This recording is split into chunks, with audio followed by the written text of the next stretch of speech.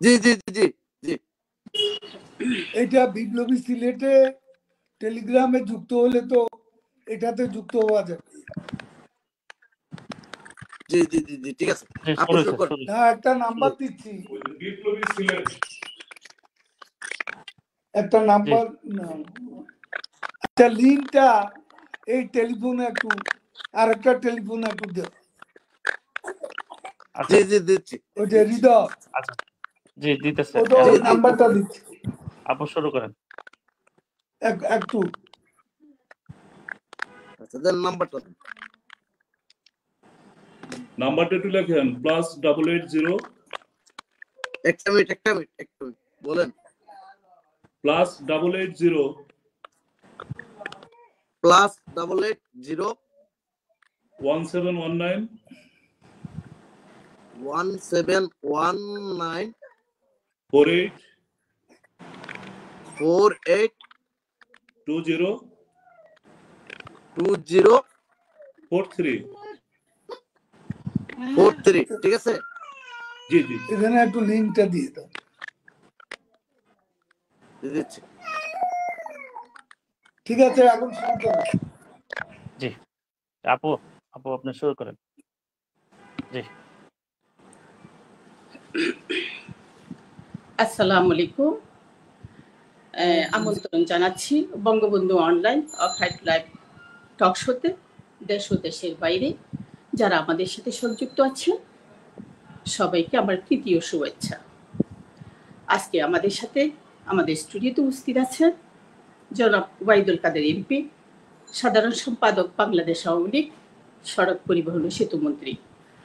আমাদের সাথে উপস্থিত আছেন ইঞ্জিনিয়ার মাহফুজুর রহমান ভুইয়া, সদস্য তত্ত্ব ও গবেষণা বিষয়ক কেন্দ্রীয় কমিটি। আমাদের সাথে যুক্ত আছেন জনাব আব্দুল কাদের হৃদয়, সাংগঠনিক সম্পাদক বঙ্গবন্ধু স্মৃতি সংসদ যুব পরিষদ কেন্দ্রীয় কমিটি।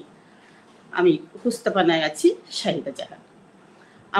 আমার প্রথম প্রশ্ন হলো আমাদের আজকের অতিথি জনাব ওবায়দুল কাদেরের কাছে। আমার প্রশ্ন হলো 2024 সালের জুলাই গণহত্যার মামলায় অবৈধভাবে ট্রাইব্যুনালের বঙ্গবন্ধু কন্যা জননেত্রী শেখ হাসিনাকে ফাঁসির রায় প্রদান করা হয়েছে। আন্তর্জাতিক অঙ্গনে কী ধরনের প্রতিক্রিয়া সৃষ্টি হয়েছে, এই রায় সম্পর্কে আন্তর্জাতিক মহলে আপনারা কতটুকু সফলতা অর্জন করতে পেরেছেন এবং সামনে এই রায়ের বিষয়ে কি করবে, আওয়ামী লীগ কি পদক্ষেপ নেবে? আমার দ্বিতীয় প্রশ্নটা হলো বাংলাদেশ। ধন্যবাদ।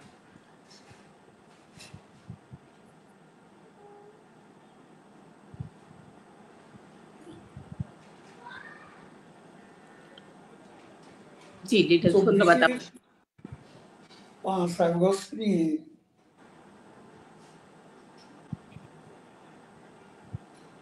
কোনো বক্তব্য প্রদান করতে গেলে আমাদের ফিরে যেতে হবে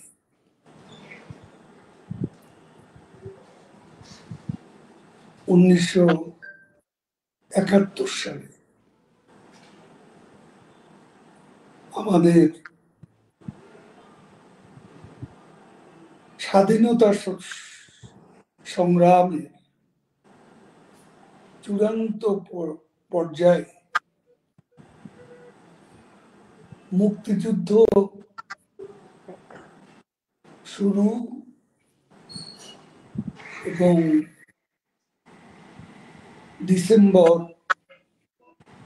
16ই ডিসেম্বর বঙ্গবন্ধুর নেতৃত্বে বাঙালি জাতি ঐতিহাসিক বিজয়, এখানে আমাদের ফিরে যেতে সেদিন কারা আমাদের শত্রু ছিল, কারা আমাদের বন্ধু ছিল,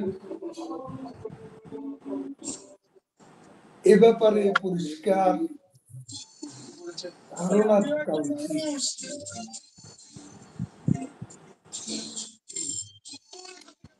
1971 সালে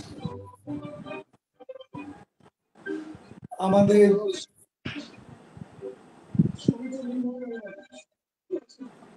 মূল শত্রু ছিল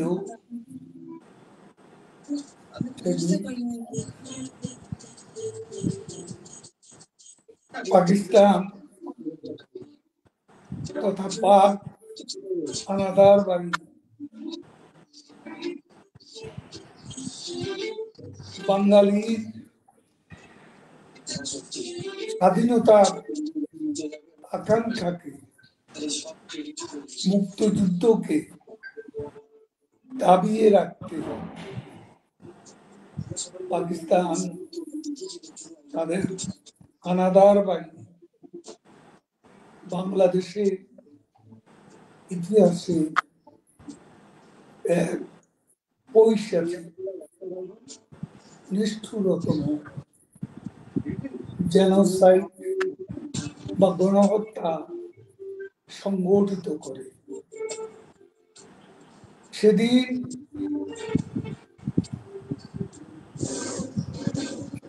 বিশ্ব রাজনীতিতে মহাশক্তিধর যুক্তরাষ্ট্র পাকিস্তানের পক্ষে অর্থ দিয়ে সর্বপ্রকার সাপোর্ট দিয়েছে এবং সেদিন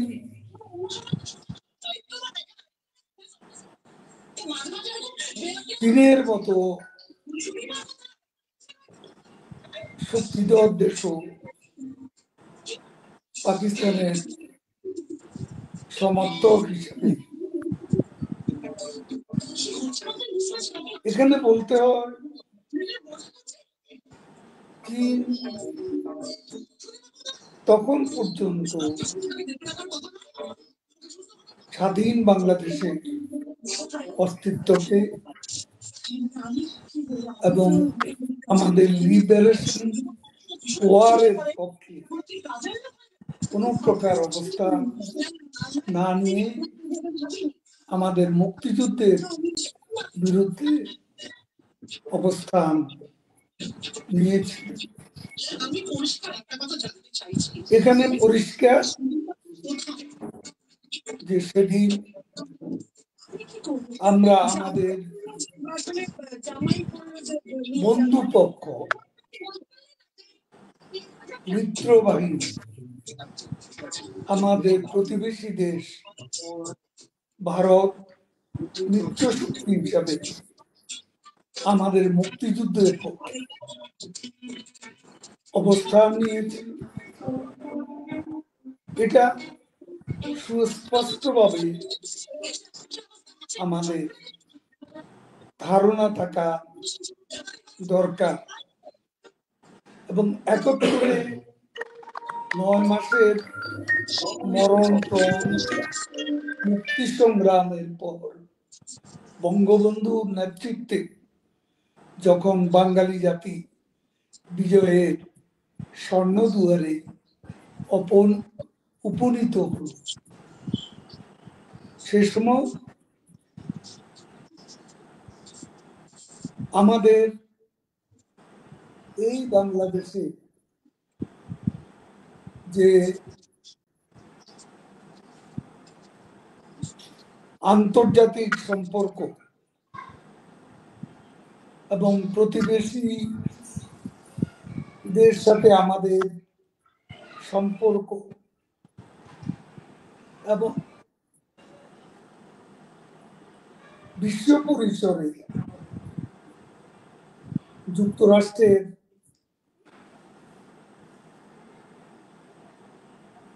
সহযোগিতা সমর্থন এই বিষয়গুলো বিবেচনা নিয়ে আমাদেরকে যাত্রা শুরু করতে হয়েছিল এবং এখানে উল্লেখযোগ্য বিষয় এটা যে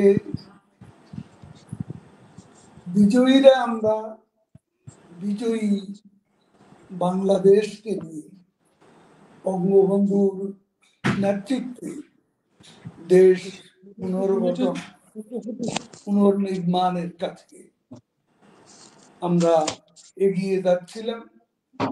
আর বিজয়ের উষালগ্ন থেকে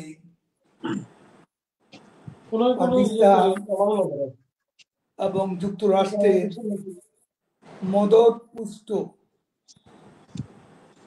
পাক হানাদার বাহিনী, এদেশীয় দোসর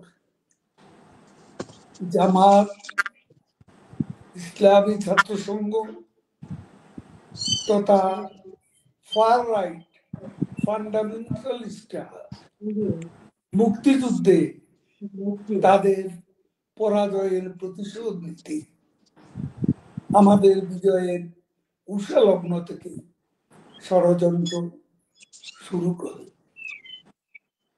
আমরা জানি সদ্য স্বাধীন দেশে যখন আমাদের ৭৪-এ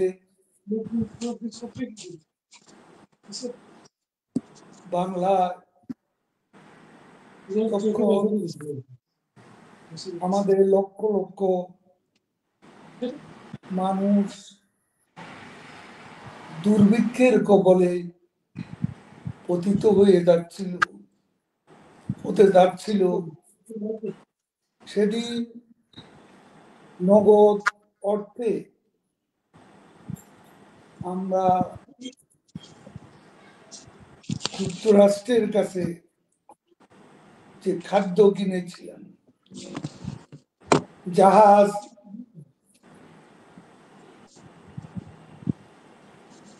এই জাহাজ খাদ্যবাহী জাহাজ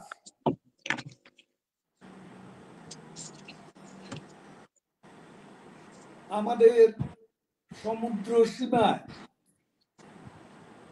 আসার আগেই ফিরিয়ে নেওয়া হয়েছিল, যাতে বাংলাদেশে দুর্ভিক্ষ অনিবার্যভাবে লক্ষ মানুষের মৃত্যুর কারণ। এবং তখন পাকিস্তান নানাভাবে আমাদের নবজাতক বাংলাদেশের অগ্রযাত্রাকে ব্যাহত করতে ষড়যন্ত্র চালায়। তাদের ISI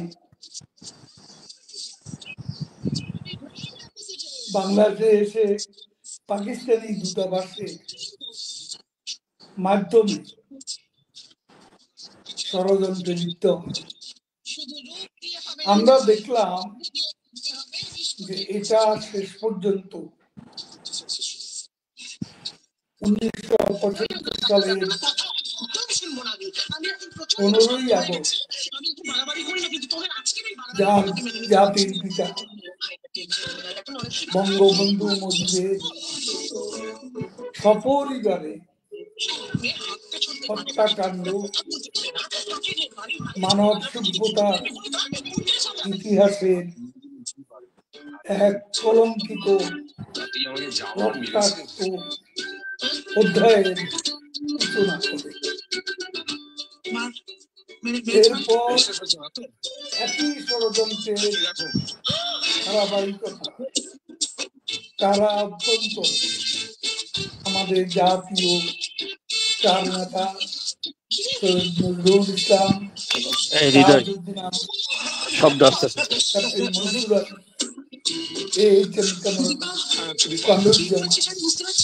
এদের নৃশংসভাবে হত্যা করে। শফিক ভাইয়ের ফোন দেন। তারপরে আমরা দেখলাম বঙ্গবন্ধু কন্যা লাকিলি এসকেপ করেছে শেখ রেহানা সহ। তখন তারা বিদেশে, সম্ভবত বেলজিয়ামে ছিলেন। এরপর আমরা দেখলাম যে বঙ্গবন্ধু কন্যা 6 বছর পর, 75 থেকে 6 বছর পর 1981 সালে 17 মে স্বদেশ প্রত্যাবর্তন করে।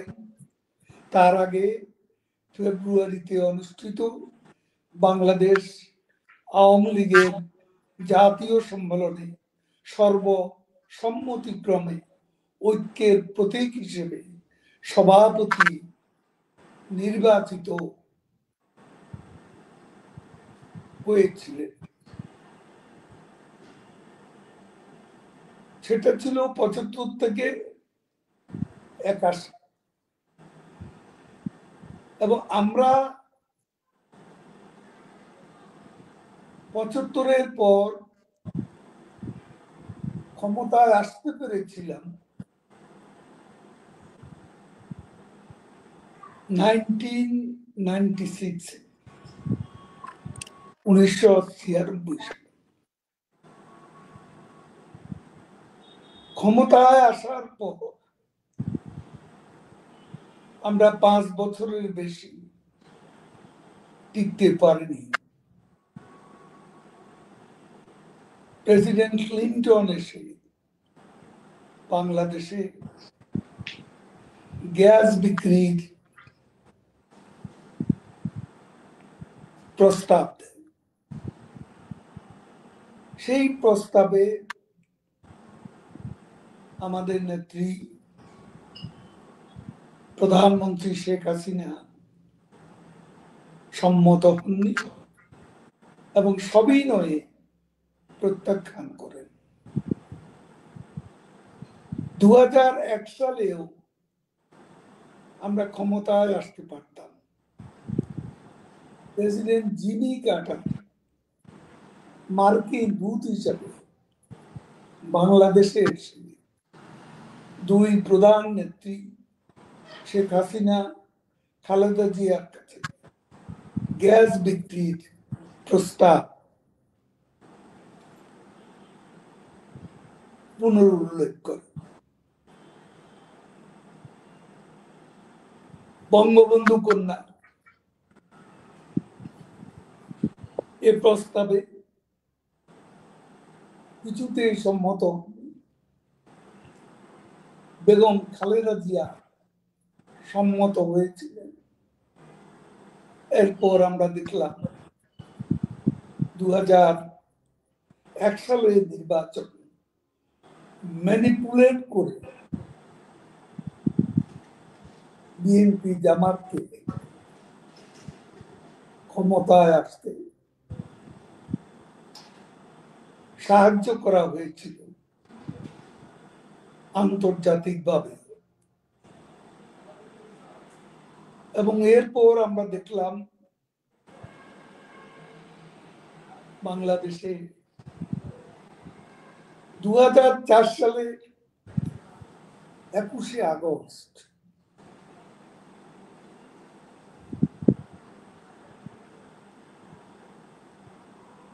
বঙ্গবন্ধু অ্যাভিনিউতে ভয়াবহ গ্রেনেড হামলা, যেটার প্রাইম টার্গেট ছিলেন তৎকালীন বিরোধী দলের নেতা জননেত্রী শেখ হাসিনা। তিনি আল্লাহর রহমতে বেঁচে গিয়েছিলেন। আমাদের নেতারা মানবশীল হিউম্যান শিল্ড তৈরি করে তাকে ঘেরাও করে রেখেছিল। এই মঞ্চ সাজানো হয়েছিল সেই ট্রাকের উপর। তিনি বক্তৃতাটা শেষ করবেন, ঠিক সে সময় মুহুর্মুহু গ্রেনেড বিস্ফোরণ, বিকট আওয়াজ, সঙ্গে সঙ্গে কান্নার আওয়াজ।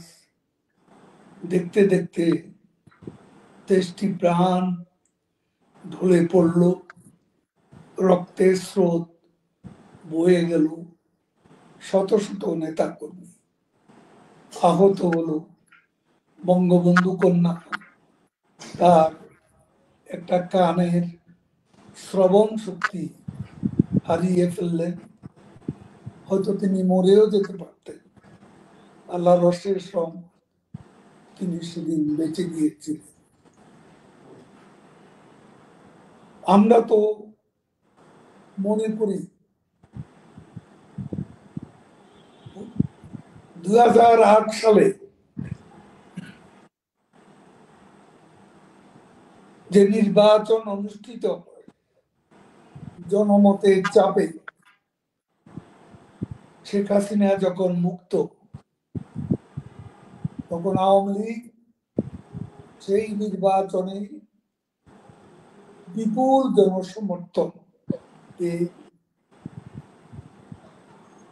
জয়লাভ করে, যেখানে বিএনপি মাত্র 29+1 30 সিটে বিজয়ী। এরপর 2009 থেকে 2024-এর 5ই আগস্টের সেই জঙ্গিবাদী উত্থান, ভায়োলেন্ট ইনসারেকশন, সে পর্যন্ত তিনি ক্ষমতায় থাকেন এবং সেই ইতিহাস নিকট অতীতের ইতিহাস। আমরা জানি বারবার নেত্রীর উপর প্রেসার আসছিল। সেন্ট মার্টিন দ্বীপ,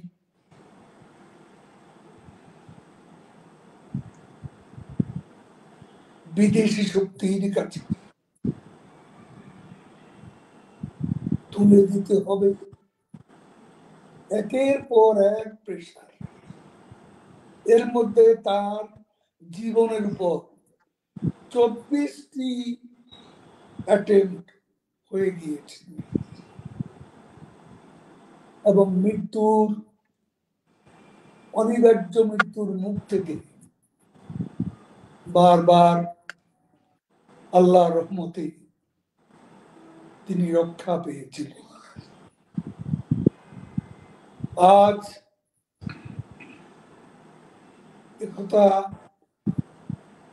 আমাদের স্বীকার করতেই হবে। সেদিনের অনিবার্য টার্গেট ছিল প্রধানমন্ত্রী বঙ্গবন্ধু কন্যা শেখ হাসিনা, এবং সেদিন ওই গণভবনে বঙ্গবন্ধুর আরেক কন্যা শেখ রেহানাও ছিলেন। শেখ হাসিনার অপরাধ, তিনি কেন সেন্ট মার্টিন বিদেশি শক্তির হাতে তুলে দেন? তার অপরাধ আমাদের সাগরের 26টি তেল গ্যাস ক্ষেত্র বিদেশি শক্তির প্রস্তাবিত কোম্পানিগুলোর কাছে হস্তান্তর করেননি। শেখ হাসিনার অপরাধ, তিনি বাংলাদেশকে কোন বিদেশি শক্তির সামরিক ঘাঁটি গড়বার প্রস্তাবে রাজি হন। এটা ছিল মূল বিষয়। কেন এখানে ডিপ স্টেট আসলো? তাদের রিজিম চেঞ্জের যে ব্লুপ্রিন্ট, সেটা কিভাবে বাস্তবায়িত, কিভাবে 71-এর পরাজিত শক্তি ফার রাইট ফান্ডামেন্টালিস্ট জামাত ইসলামের নেতৃত্বে পাকিস্তানের অনুপ্রবেশকারী টেররিস্টদের অংশগ্রহণ এবং ছাত্র সমাজের একটা বড় অংশ প্রতারিত হয়ে যে উত্থান সংগঠিত করে, এই উত্থানের মুখচ্ছবি হিসাবে আবির্ভূত হন ডিপ স্টেটের পাপেট মোহাম্মদ ইউনূস। পূর্ব কথা বললে এখানেই যেতে হয়। তারপরে বঙ্গবন্ধু কন্যা যে ফাঁসির আদেশ,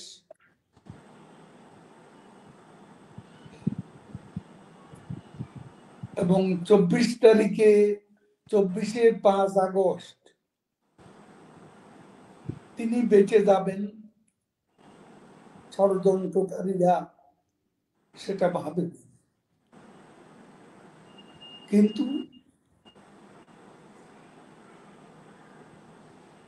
আল্লাহ যাকে বাঁচা, পৃথিবীর কোন শক্তি তাকে মারতে পারে না। তিনি সেদিন অনেক কিছু ভাবনা চিন্তা করে প্রথমে ভেবেছিলেন টুঙ্গিপাড়া যাবেন কিনা। পরবর্তীতে তিনি অনেক কিছু ভেবে আমাদের মিত্র দেশ, প্রতিবেশী দেশ ভারতে নিরাপদে সরে যাওয়ার সিদ্ধান্ত নেন। প্রথমে তিনি ঠিকই চেয়েছিলেন তিনি টুঙ্গিপাড়া ফিরে যাবেন,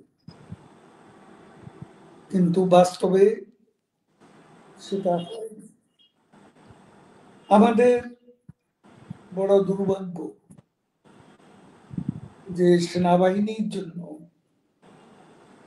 আমাদের প্রধানমন্ত্রী এত সুযোগ সুবিধা এবং সেনাবাহিনীকে অস্ত্র শস্ত্রে আধুনিকায়নের দিকে নিয়ে যাওয়ার যে অবদান প্রধানমন্ত্রী শেখ হাসিনা রেখে গেছেন, সেটার মূল্যায়ন নিশ্চয়ই বাংলাদেশের সেনাবাহিনী। তাদেরকে সেনাবাহিনীর বিরাট অংশ যারা, তারা শেখ হাসিনার বিরুদ্ধে ছিলেন, এটা আমরা মনে করি না। প্রথম সারির বিশেষ করে জেনারেল ওয়াকারের ভূমিকা, রহস্যজনক ভূমিকা, আমরা অবাক হয়েছি, হতবাক হয়েছি। এরপর আমি মামলার বিষয়ে চলে আসি। এই যে আইসিটি, এই আইসিটির যারা ছিল বিচারক, যারা ছিল প্রসিকিউশন টিম, এবং মোহাম্মদ ইউনূসের ইচ্ছা গঠিত এই আইসিটি কোন নিয়ম কানুনের তোয়াক্কা না করে আমাদের নেত্রীকে, বঙ্গবন্ধু কন্যাকে ফাঁসি দেওয়ার জন্য একাত্তরের পরাজিত শত্রুদের, পাকিস্তানিদের, বাংলাদেশি দোসরদের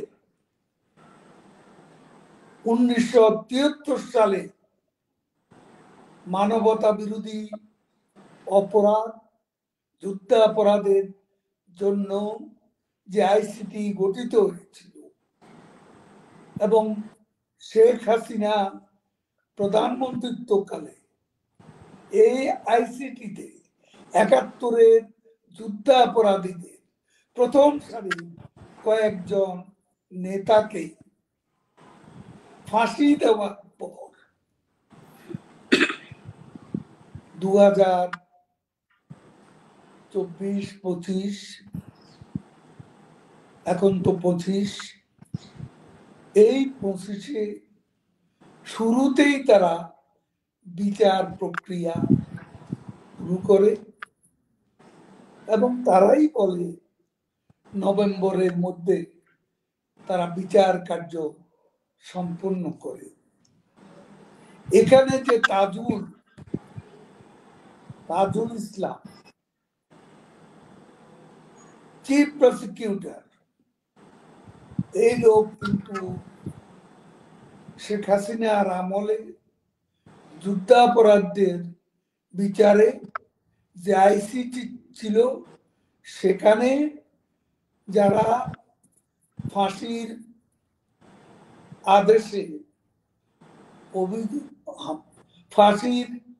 আদেশে যাদের মৃত্যুদণ্ড হয়েছিল তখনকার এই আইসিটিতে এদেরই ডিফেন্ডেন্ট হিসাবে তাজুল ইসলাম সেদিন সেখানে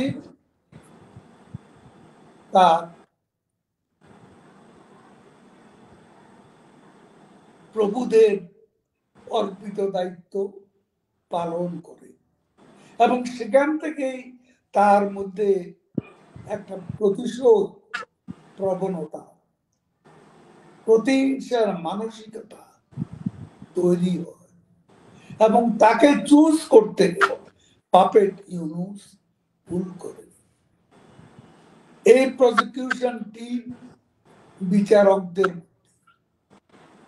সবই ইন্টারন্যাশনাল কোনো স্ট্যান্ডার্ড এরা ফলো করেনি এবং কোনোভাবেই ডিউ প্রসেস মেনটেন করেনি। রায় দিতে হবে, শেখ হাসিনা সঙ্গে আমাদের স্বরাষ্ট্রমন্ত্রী কামাল সাহেব মৃত্যুদণ্ড দেবে, এটা অনেক আগে চালু ছিল। এটা ছিল মানুষের মুখে মুখে, আমরাও জানতাম তারা ফাঁসি দেবে। একটা সাজানো মামলা,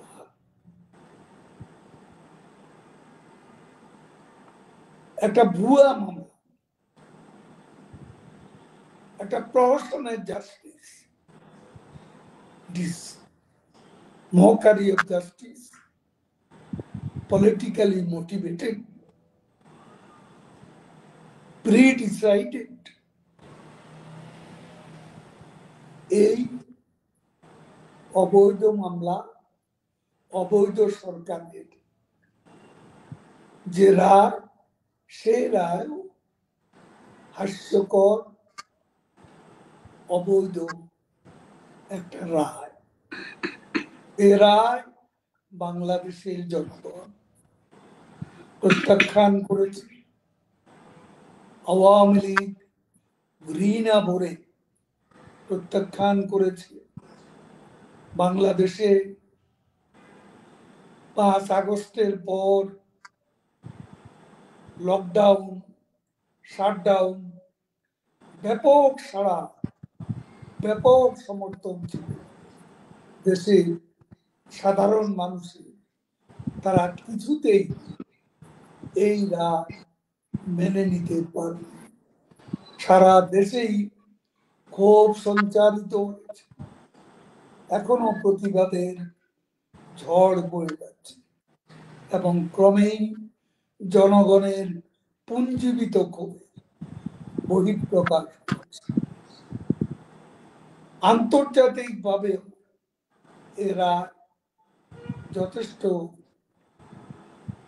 প্রভাব ফেলেছে। বিভিন্ন মানবাধিকার সংগঠন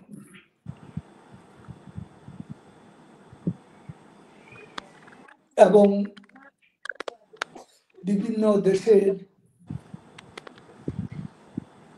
অনেকেই প্রতিক্রিয়া ব্যক্ত করেছে। জাতিসংঘ মৃত্যুদণ্ডের ব্যাপারে না সূচক মন্তব্য দিয়েছে। ইউরোপীয় ইউনিয়ন থেকেও, স্বয়ং জার্মানিও মৃত্যুদণ্ডের ব্যাপারে তাদের সমর্থন নেই এমন মন্তব্য করেছে। আমাদের কমনওয়েলথের সেক্রেটারি জেনারেল এই রায়ের ব্যাপারে নেগেটিভ মন্তব্য করেছে। কাজেই আজকে এরা দেশে বিদেশে সমানভাবে অগ্রহণযোগ্য হয়ে পড়েছে।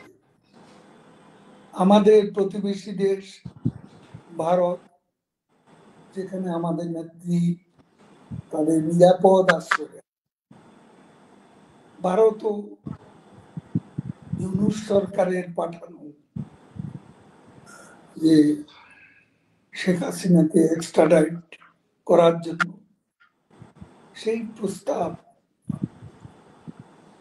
আমার মনে হয় না গ্রহণযোগ্য হবে। তারা পর্যালোচনা করছে এমন মন্তব্য এ পর্যন্ত আছে।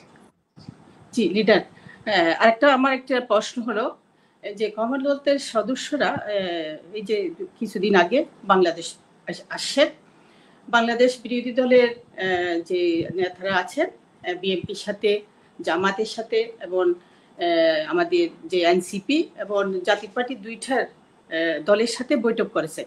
এখন আওয়ামী লীগকে ছাড়া যেখানে 5ই ফেব্রুয়ারিতে তারা নির্বাচন ঘোষণা করছে, আওয়ামী লীগ হলেন একটা দুঃসময়েও আওয়ামী লীগ কিন্তু নির্বাচন বর্জন করে নাই। এখন কমনওয়েলথের সদস্যরা আমাদের আওয়ামী লীগের সাথে কথা বলেছেন কিনা, বৈঠক করেছেন কিনা। আর আমার আর একটা প্রশ্ন হলো এই যে দেখুন, কমনওয়েলথের যে মহাসচিব আছে তার সঙ্গে আমাদের তরুণ নেতা সজীব ওয়াজেদ জয় এবং আওয়ামী লীগের আরো 2 নেতা সহ 3 সদস্যের প্রতিনিধি দল কথা বলেছেন এবং কমনওয়েলথ এই রায়ের ব্যাপারে তাদের নেগেটিভ মানসিকতা তুলে ধরেছে এবং পজিটিভ সাড়া দিয়েছে। আমি এতটুকু জানি। আমার আরেকটা প্রশ্ন হলো আওয়ামী লীগকে সবসময় এখন ফেসিস্ট এবং স্বৈরাচার হিসেবে আখ্যাতি করা হয়। আমরা এই কয়েকদিন থেকে যে শুনতে পাচ্ছি, অনলাইনে ভাইরাল হয়েছে যে জামাতের এক নেতা বলছেন আমাকে চেনেননি, তারা এখনো মাটির নিচে বসবাস করেন, আমার জন্য সূর্য দাঁড়িয়ে থাকবে।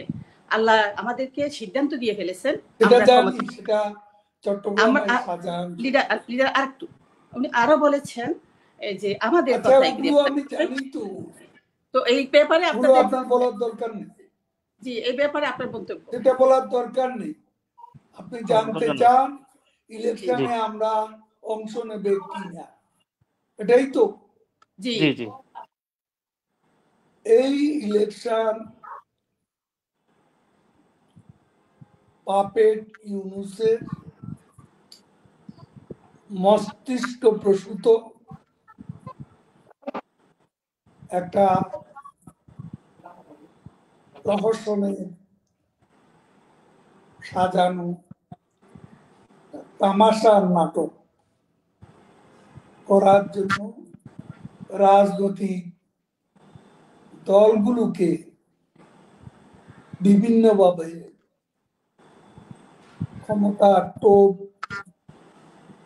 দেখিয়ে বিভ্রান্ত করার একটা অপকৌশল। এই নির্বাচন শেষ পর্যন্ত হবে কিনা এ ব্যাপারে যথেষ্ট সন্দেহ রয়েছে। আজকে বাংলাদেশকে যে অনিশ্চয়তা অস্থিরতার মধ্যে ঠেলে দেয়া হয়েছে, এই পরিস্থিতিতে আইন শৃঙ্খলা পরিস্থিতি যেখানে ভয়াবহ, যেখানে মব সন্ত্রাস চরম পর্যায়ে, আমাদের শত শত কর্মীকে হত্যা করা হয়েছে, লক্ষ কর্মীকে জেলে পাঠানো হয়েছে এবং কারাগারে মানবেতর জীবন যাপন করছে। এরই মধ্যে আজকে বাংলাদেশে একজন রিক্সাওয়ালাও বলে, আমরা আগেই বলছিলাম, একজন মুটে মজুর বলে যে এই ঢাকা শহরে শেখ হাসিনার আমলে রাত ৩টা ৪টায়ও নিরাপদে ঘুরে বেড়াতাম। সে ঢাকা শহরে দিনের বেলাও এখন আমরা নিরাপদ নই। দেশের ছবি আজকে কোথায়, এই চিত্র আমাদের বুঝতে হবে যে একজন পরিবহন শ্রমিক বলে যে সাইদাবাদ যে বাস স্ট্যান্ড, সেখানে রাত ৩টায় শেখ হাসিনার আমলে ৩ লাখ টাকা নিয়েও দাঁড়িয়েছিল অনেকে, তাতে কারো কোনো অসুবিধা হয়। এখন ৩,০০০ টাকা নিয়ে ওখানে দাঁড়াতে গেলে মুহূর্তেই গায়েব হয়ে যায়। এই বাস্তবতা বাংলাদেশে আইন শৃঙ্খলা একেবারে তলানিতে দিয়ে ঠেকেছে। বাংলাদেশের দারিদ্র আমাদের নেত্রীর সময় 18% ছিল, সেটা এখন 28%। বাংলাদেশের যে ঋণ খেলাপি, সে হিসেবে শেখ হাসিনার আমলে 8% ছিল, সেটা এখন 28%। খেলাপি ঋণে বাংলাদেশ পিছিয়ে পড়েছে, যেটা আজকে দৃশ্যমান। ইউক্রেন, আফ্রিকার 7, গিনি, এইসব দেশে আজকে 30-31 পর্যন্ত এই খেলাপি ঋণের হার বেড়ে গেছে। আজকে বিশ্বব্যাংক মন্তব্য করে রিপোর্ট দেয় যে ইউনূস আমলে এই বাংলাদেশে 27 লাখ মানুষের চাকরি গেছে, এর মধ্যে 13 লাখই হচ্ছে নারী সমাজ। আজকে কয়েক হাজার শিল্প কলকারখানা বন্ধ হয়ে গেছে, লক্ষ লক্ষ শ্রমিক আজ বেকারত্বের অভিশাপে জর্জরিত। নারীরা আজ নিরাপদ নয়, দেশের মাইনরিটি আজ কোথাও নিরাপদ নয়। তারা বারে বারে হামলা শিকার হচ্ছে। সাংবাদিকদের 1000-এরও বেশি অ্যাক্রেডিটেশন কার্ড তাদের নিয়ে যাওয়া হয়েছে, হরণ করা হয়েছে। অনেক সাংবাদিকের চাকরি চলে গেছে, অনেক আইনজীবীর কাজ করার সুযোগ থেকে বঞ্চিত করা হয়েছে। কোর্টে গেলেই তাদের উপর হামলা হচ্ছে। এ ধরনের একটা অস্থিরতা, অনিশ্চয়তার মধ্যে বাংলাদেশের মানুষ আজ দিন যাপন করছে।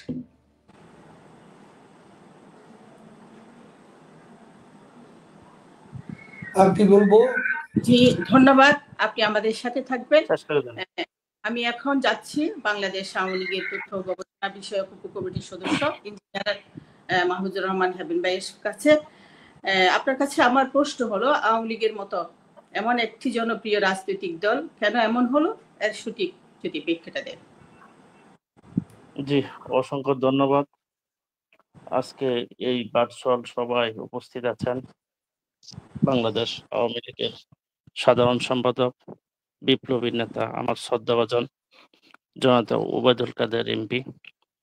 আজকের এই ভার্চুয়াল সভায় যারা সরাসরি দেখছেন সকল শ্রোতা বন্ধুকে আমার ব্যক্তিগত পক্ষ থেকে ধন্যবাদ। আজকে আপনি যে প্রশ্নটা আমাকে করেছেন, বাংলাদেশে আওয়ামী লীগের মতন একটি জনপ্রিয় রাজনৈতিক দল। দেখেন, আওয়ামী লীগ বাংলাদেশের যে উন্নয়নের রোল মডেল হিসাবে যে আখ্যায়িত হয়েছে, ইতিমধ্যে আপনারা জানেন বাংলাদেশের সর্বস্তরের মানুষ সেই সুযোগ সফল পেয়েছেন। বাংলাদেশ আওয়ামী লীগ শেখ হাসিনার নেতৃত্বে আজকে এই দেশ উন্নয়নের সম্ভব হয়েছে। আমাদের ভিতরে আমাদের কিছু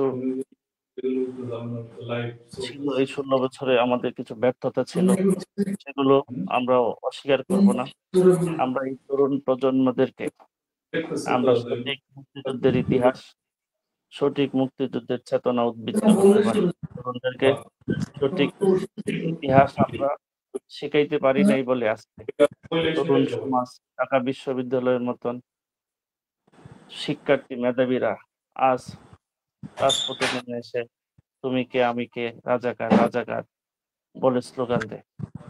সেই কারণে আমরা সঠিক ইতিহাসটি আমরা তরুণ প্রজন্মদেরকে শিখাইতে পারিনি। এটি আমাদের ব্যর্থতা ছিল। ধন্যবাদ আপনার। জি, ধন্যবাদ। ব্যর্থতাই সফলতার ছাপিকাঠি। কেন আপনারা 16 আর কত বছর ক্ষমতায় থাকলে আপনারা এই যে বঙ্গবন্ধুর আদর্শ এবং মুক্তিযুদ্ধের চেতনাকে ধারণ করাতে পারবেন, এটা একটু ছোট করে যদি বলেন। এটা ক্ষমতা আমাদের যারা দায়িত্বে ছিল, আমাদের এমপি মন্ত্রী এবং আমাদের প্রশাসনিক কর্মকর্তা যারা ছিল, শিক্ষা মন্ত্রণালয় রিলেটেড শিক্ষক সহ সর্বস্তরেই এটার দায়ভার বহন করবে। কারণ মাননীয় প্রধানমন্ত্রীর নির্দেশে প্রত্যেকটি স্কুলে আমাদের, আপনি জানেন হয়তো, প্রত্যেকটি স্কুলে শেখ রাসেল অডিটোরিয়াম করা হয়েছে এবং সঠিক মুক্তিযুদ্ধের চেতনা, সঠিক ইতিহাস, তরুণ প্রজন্মদের সঠিক ইতিহাস শেখানোর জন্য প্রত্যেকটি স্কুলে মুক্তিযুদ্ধের চেতনা উদ্বুদ্ধ করার জন্য মাননীয় প্রধানমন্ত্রী সঠিক মুক্তিযুদ্ধের চেতনা পাঠ্য বইয়ে লিপিবদ্ধ করেছেন। কিন্তু আমাদের ব্যর্থতা হচ্ছে, আমাদের যে শিক্ষকরা ছিল এবং শিক্ষা মন্ত্রণালয়ের দায়িত্বপ্রাপ্ত যারা ছিল, তারা ওই তরুণ প্রজন্মদেরকে সঠিক ইতিহাসটা তুলে ধরতে পারে নাই। তুলে ধরতে পারে নাই বিধায় আজকে ঢাকা না বিশ্ববিদ্যালয়ের মতন। দেখো, এটা কে আত্মসমালোচনা করার সময় এখন না, জি, ধন্যবাদ। সময় না, আসলে আমাদের তখন করা যাবে। আচ্ছা আমি কিন্তু এখান আপা, থেকে বিদায় নিলাম। আচ্ছা আপা জি। শেষ করে দেন, প্রোগ্রাম শেষ করে দেন। জি, ধন্যবাদ। আমি যদি একটু ছোট করে লিডারের কাছে জানতে চাচ্ছিলাম। আমি একটা বিষয় বলতে চাই এখানে, সেটা হচ্ছে যে সর্বশেষ জি, যে আওয়ামী লীগ সম্পদে নির্বাচনে যাবে কিনা, এটাই আমি না, বলতে চাচ্ছি। আপা আপা শোনেন আগে কি 3টি মামলা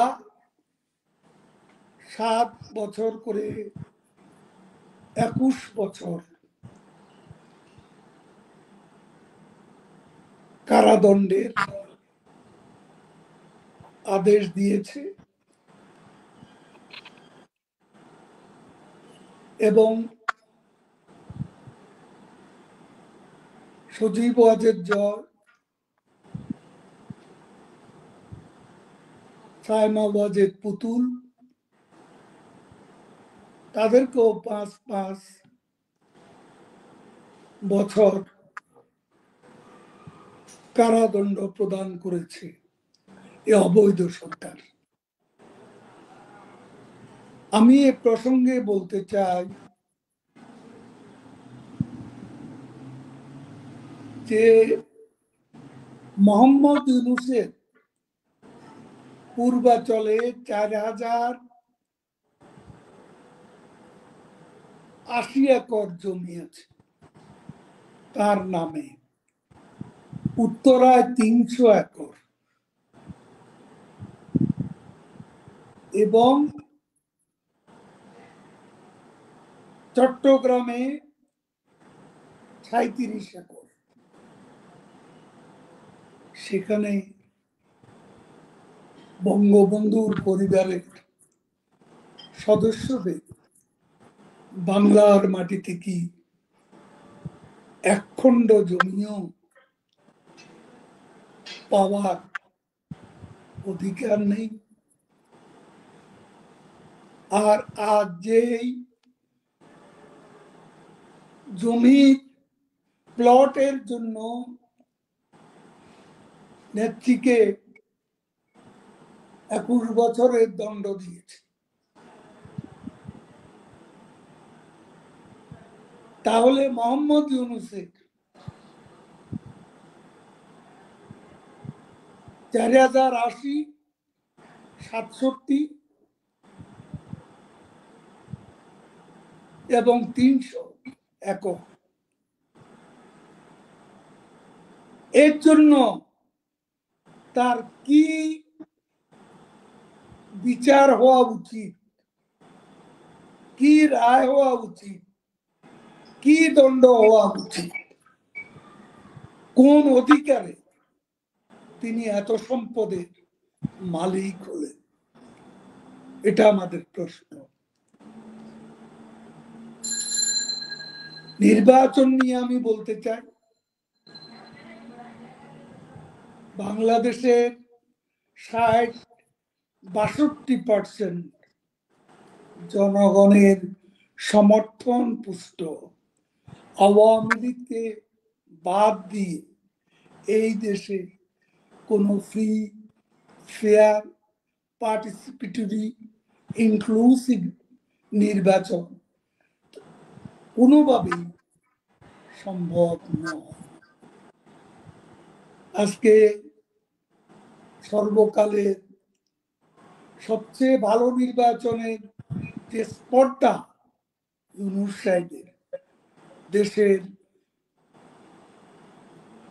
60-62% জনগণ যারা আজ সাদা চোখেই ধরা পড়ে আওয়ামী লীগকে সমর্থন করছে, সেই দলকে বাদ দিয়ে আপনি ইনক্লুসিভ নির্বাচন করেছেন, সেটার প্রমাণ রাখতে পারবেন না। আমরাও সিদ্ধান্ত নিয়েছি এই নির্বাচন আমাদের দলকে কার্যকলাপ বন্ধ রেখে, ছাত্রলীগকে ব্যান করে এই নির্বাচন অনুষ্ঠান করতে যাওয়ার যে দুঃস্বপ্ন, এই দুঃস্বপ্ন আপনাদের আরো ভয়াবহ অন্ধকারের দিকে নিয়ে যাবে এবং এই নির্বাচনের ক্রেডিবিলিটি, অ্যাকসেপ্টেবিলিটি কোথাও থাকবে না, থাকতে পারে না। এবং যে বিদেশি গণতান্ত্রিক দেশগুলো আজকে নির্বাচনকে ইনক্লুসিভ করতে চায়, তারা আওয়ামী লীগকে বাদ দিয়ে এটা ইনক্লুসিভ নির্বাচন হবে কিনা সেটা আজকে বিশ্ব বিবেককে আমরা ভাবতে বলবো, এবং আমরাও এটা বিশ্ব সম্প্রদায়কে অনুরোধ করব যে আপনারা বাংলাদেশে এই পরিস্থিতিতে আওয়ামী লীগকে বাইরে রেখে নির্বাচন অনুষ্ঠানে ইউনূসকে যদি সম্মতি দেন, তাহলে বাংলাদেশ ভয়াবহ এক সংকটের মুখে নিপতিত হবে।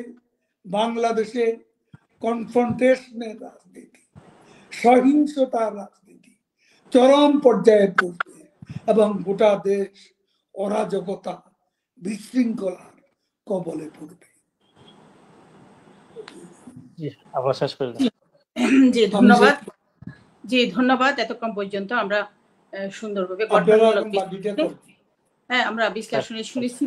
আমাদের বাংলাদেশ আওয়ামী লীগের সাধারণ সম্পাদক ওবায়দুল কাদেরের কাছ থেকে আমরা গুরুত্বপূর্ণ কথা জেনেছি।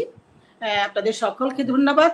আমরা আপনারা আগামীতে আমাদের সাথে থাকবেন, আর আমাদেরকে যদি এই চ্যানেলটা যদি আপনাদের ভালো লাগে আপনারা লাইক এবং কমেন্ট করে আপনাদের মতামত জানিয়ে দেবেন। ধন্যবাদ সকলকে। আসসালামু আলাইকুম। ছবিটা দিছিলেন? হ্যাঁ দিছি।